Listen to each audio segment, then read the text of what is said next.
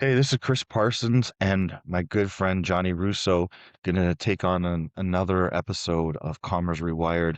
We are pumped to be here early in the morning, just getting through eTail Palm Springs, and Johnny's back in Montreal right now, but getting ready to head to another conference himself. Just gonna talk about today some of the great conferences that we go to, what we like about them, and some that maybe need improvement, but not to say they're not worth going to, but just areas of opportunities because we can all improve. So we're just going to have a conversation today about that, and let's get right into it, Johnny. Let's start with you, my friend. Yeah, I love this topic and I wish Dave and Tara could be here, but we'll get along and we'll figure this one out without them. But we miss you guys. And thanks again to our sponsors, Kettle and Kid and Ace, as always, to make this happen. You know, there's a love and hate with conferences, I think, that everyone has.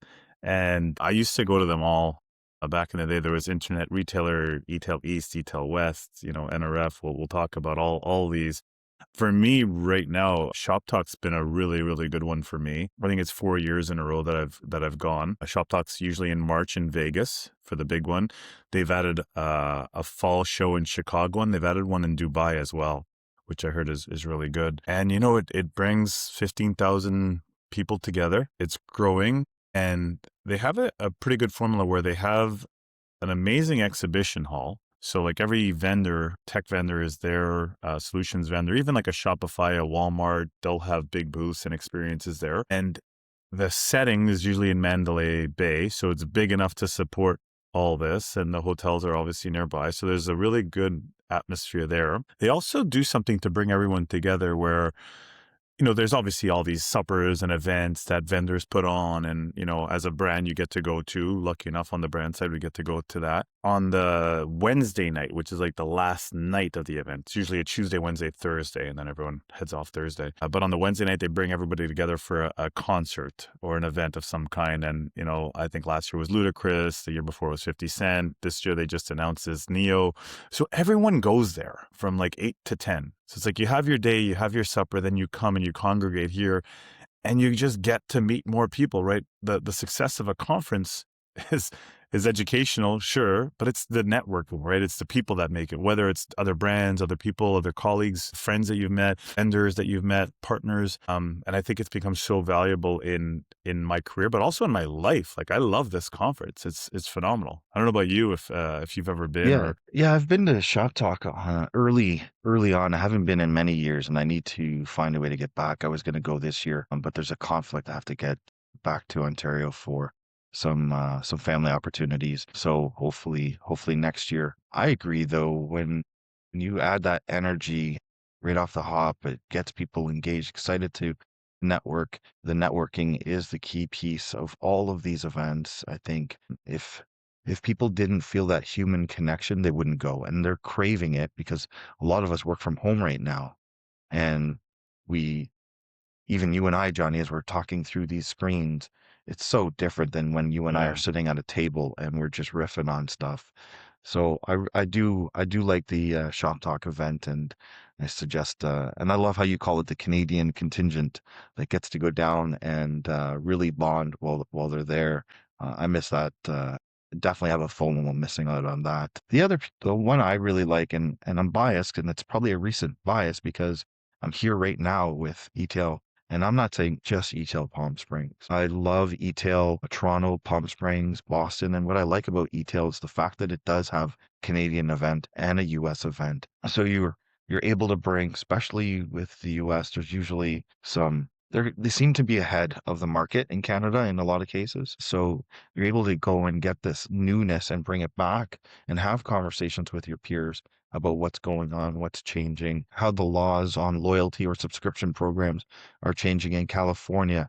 And because you're ahead of it and seeing what they're doing, a lot of times the laws in California end up being applied in Canada a couple of years later. So those are the things I like about going to multiple events, and the eTail offers that in both countries. So that's what I appreciate about eTail. Yeah, eTail Canada. So eTail Canada, I mean, for transparency, I'm on the board of advisors for eTail Canada for that event. So you can take what I say with a grain of salt or not, but I really do enjoy that event. Like you said, it's the Canadian flagship event for all of retail and digital in Canada. I think, brands should be there. I'll admit sometimes the content could be hit and miss. But for the most part, all the great leaders in Canada are there in one place. It's in Toronto. So I think probably half or a bit more of the people are, maybe 75% of the people are from Toronto, but we'll grow that on the west side. I think we'd love to see more people from BC and Alberta join, and Manitoba. And, there's a little Montreal contingent that comes in, Quebec as well. So it's nice to see not too many on the East Coast, but hopefully that changes. But like you said, it's like all of us together in one room on the Canadian side. And it's different where it's nice because you have so much, it's more intimate than a US event always, like an eTail West, an eTail East, an NRF, they're jam packed, and you get to know people by face. And I'd say like eTail Canada, everybody by name, right? By the end of the event, like, That's a great point. everybody by event, because 300 to 500 people maybe are there on the best side. I always really enjoy that event, and I'm so happy they put it back in May. I know they changed it for a bit in October, but I think May is a fantastic time. It's event season, right? Like February, March, April, May, it's event season. It doesn't interfere with anything. I think it's a great time to go back to May for eTail Canada. I think it's going to be, it's going to help them. Yeah, I think this year, May, it's gonna actually, usually we go a year without seeing some people, and now it's just a few months away, and it will feel like, hey, we just saw each other in 5 months this time. Yeah. Like Yeah. it's gonna feel different. So I'm excited about that piece. The other piece about eTail Toronto that I do enjoy is like, well, I mean, last year was the Jays were having successful Mm. things, so it was great to be able to have that energy in the city as Right. well. So we'll see if that may be missing this year with without the Jays. Leafs, Maybe I maybe guess the we can Leafs. talk about We'll see if maybe I if they think can make some magic 6 happen. points out. I don't know. I don't know if that's going to happen, Yeah, but yeah, that could be interesting.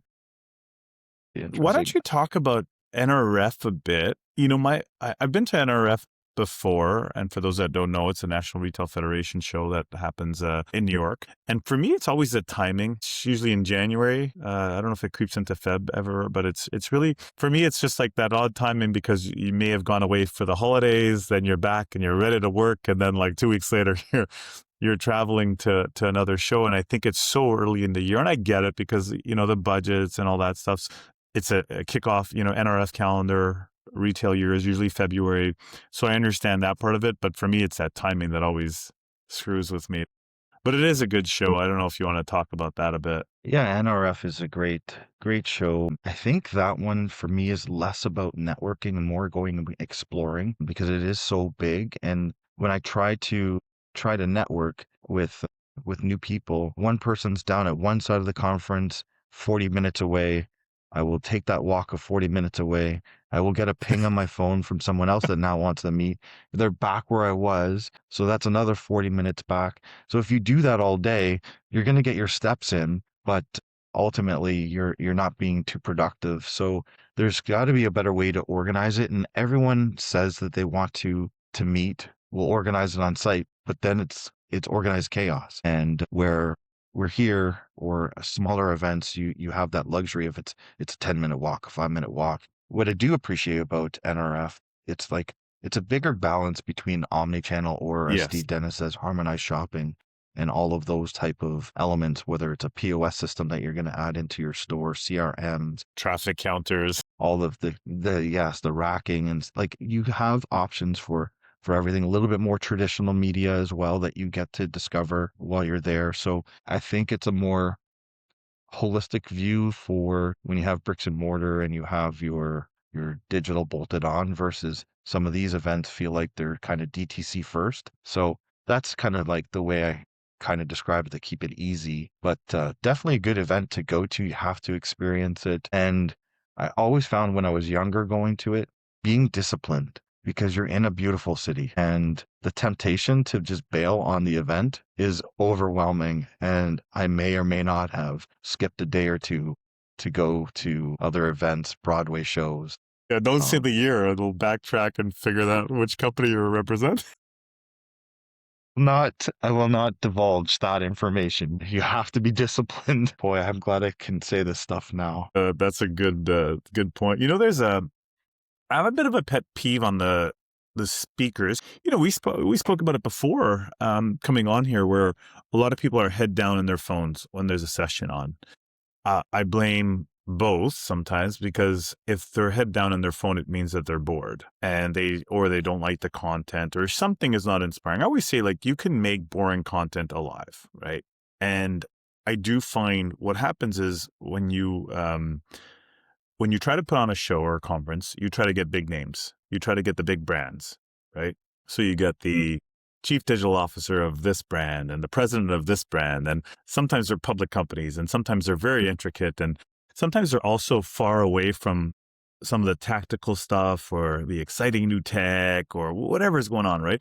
So you kind of get this guarded presentation. And I always advocate for the people that are really good speakers independent of the brand. It could be a small brand, it could be a startup, they have great stories. It could be, a middle layer brand that you may not have heard of that are doing some amazing things, and they have a really good storyteller there. And for me, there's a pet peeve there. Like, don't always just go for the big brands and ask them to be a speaker, because oftentimes they're quite guarded, and understandably so, because they are not allowed saying, I used to work for Canadian Tire, Yeah. and my speaking presentations would be vetted, right, by PR and HR. And honestly, they didn't change much or really ask me to change much, but they just wanted to make sure I was not, including numbers, including this, including that, and saying anything negative and stuff like that. So, when I was with smaller brands or smaller companies, they were so happy that I was there. They never asked to see this, right?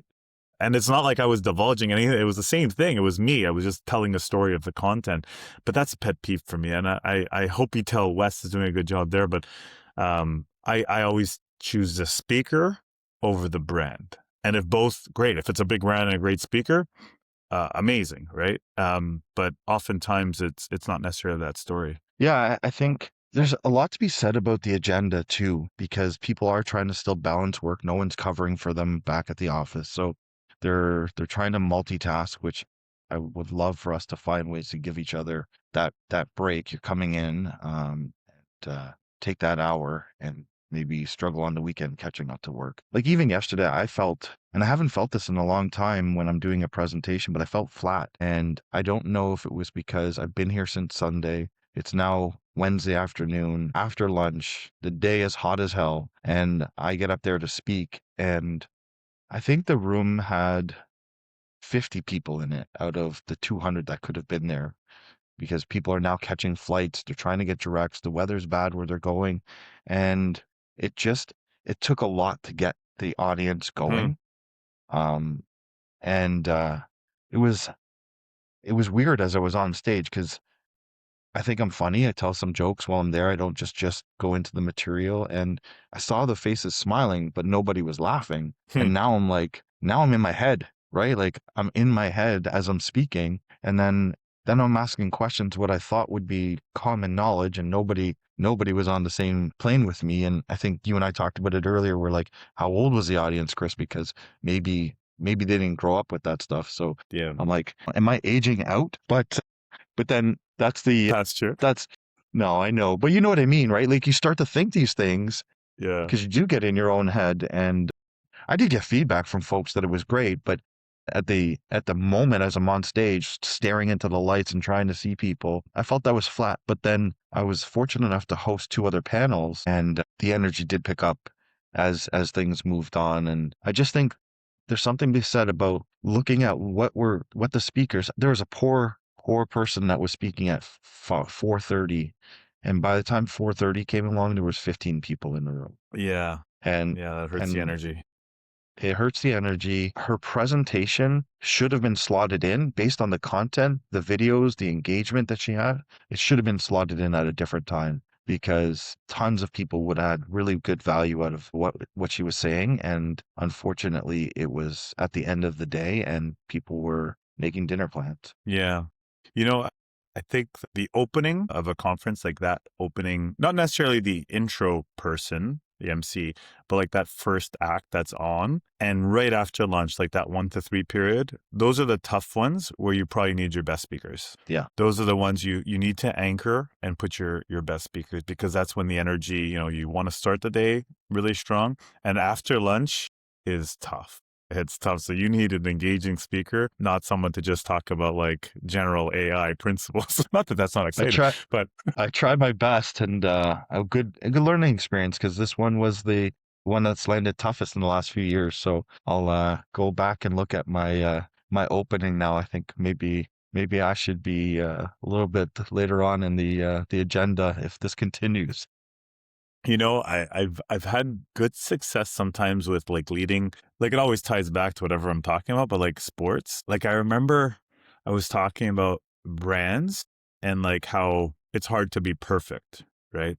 And I said like, you know, how many NFL teams won 3 Super Bowls in a row? And you know, a couple of hands would go up, and but like it's never happened, right? And then Right. I would go like the NHL. I was like, when's the last time a team won 3 or 4 cups in a row? And it was, you know, the 80s, like 30 years ago. And, Yeah. you know, baseball 20 something years ago, basketball too. So it's really hard. And like that was my first slide. And then I didn't talk about sports too much afterwards, but it was about Thorlo, a sock brand that I was working at. So it kind of tied into some of these things. But like everybody kind of like was awake, especially like all the people that know sports, right? So I always try to lead with something that, you know, may not be the topic I'm bringing, but lead with an interesting question that get people perked up. I remember a fellow from Sherwood did that a couple of years ago at eTail Canada, and it was Yeah. such an amazing presentation. And like it was a time when Connor Bedard had just signed them, so Sherwood had gone up and down, and now they were rising a bit.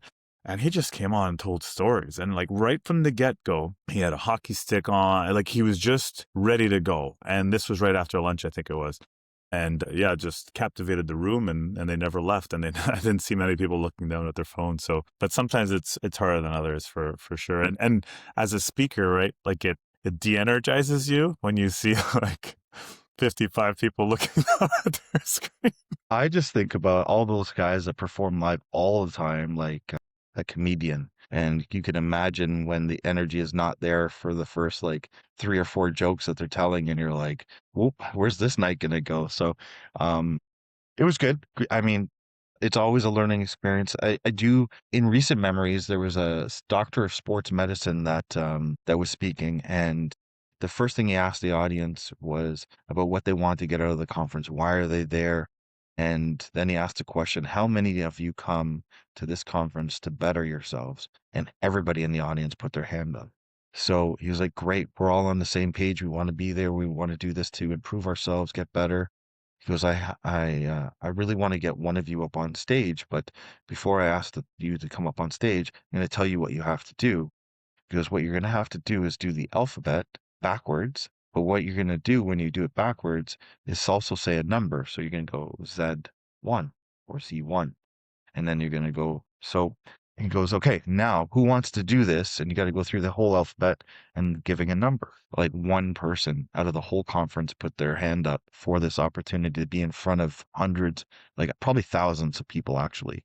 And this one lady gets up on stage and she didn't get it right the first time and she didn't get it right the second time. It was the second or third time that she ended up getting it right. I would have struggled to get this right for sure, but it wasn't about getting it right. And his message was to the audience, you all said you wanted to get there and be better and do better. But then when the opportunity came to stretch yourself, you chose not to. And he goes, why? Why? Because you would fail? Who cares? Failure makes you better. And it was so powerful to like listen to that type of message. And I'm butchering how That's he amazing. articulated No, it so well. you make me feel like I was there. That's you should almost like embed that in your presentation. I know. Tell that story. It is actually, it was something that I talked about a number of times, and I don't know why when I was preparing. I think you know why. I was probably too focused. My first time in the US market in a long time, and I wanted to let them know about Retail Rewired, my book. And it was probably, I should have told more stories and not talked about the book. Then people would have engaged with me personally, and Yeah. then they would have just discovered the book. Yeah. Yeah. That's, I always tell people that are like doing this for the first time speaking, just like tell a story and the rest will figure itself out.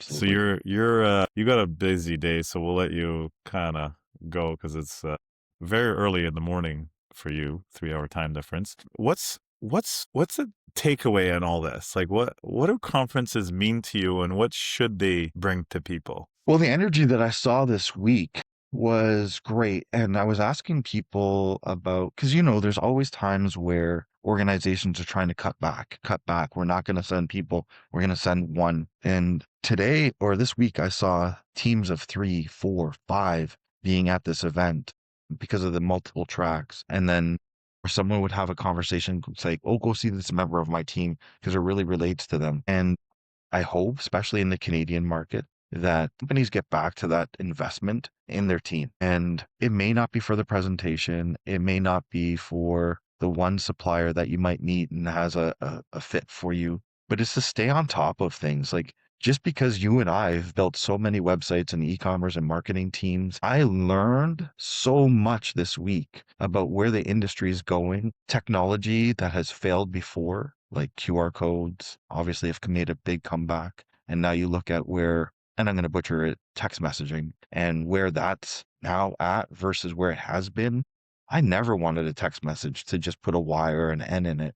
But now that it's got display ads in it or carousel ads in it, man, like it's finally found its maturity in the marketplace.